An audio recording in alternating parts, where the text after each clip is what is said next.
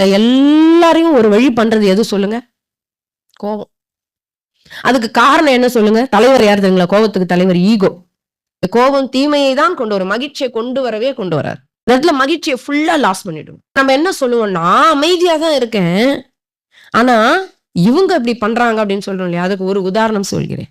குரு என்ன பண்றாரு, இப்படி போய் சீடன் கேட்கிறான், நான் அமைதியா தான் இருக்கேன் குருவே, ஆனா எனக்கு கோபம் வர்ற மாதிரி எல்லாம் பண்றாங்க, நான் என்ன பண்றதுன்னாரு.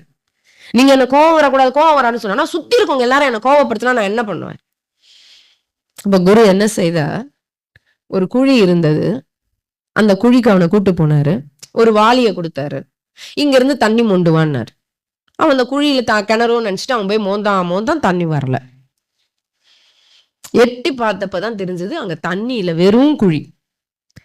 குருவே, அது வெறும் குழி, அதுல இருந்து நீங்க வந்து தண்ணிய மோந்து எடுங்கன்னா எப்படி எடுக்க முடியும்?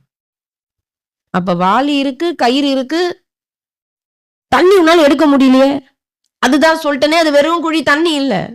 அது போல நீயும் வெறுமனே இரு. எத்தனை பேர் வந்து வாளியும் கயிறும் போட்டு உன்னை தூண்டி விட்டாலும் உங்ககிட்ட ஒண்ணும் எடுக்க முடியாது. உனக்குள்ள இருக்கிறது தான் அவன் தூண்டுறான். நீ காலி கிணறா இருந்தா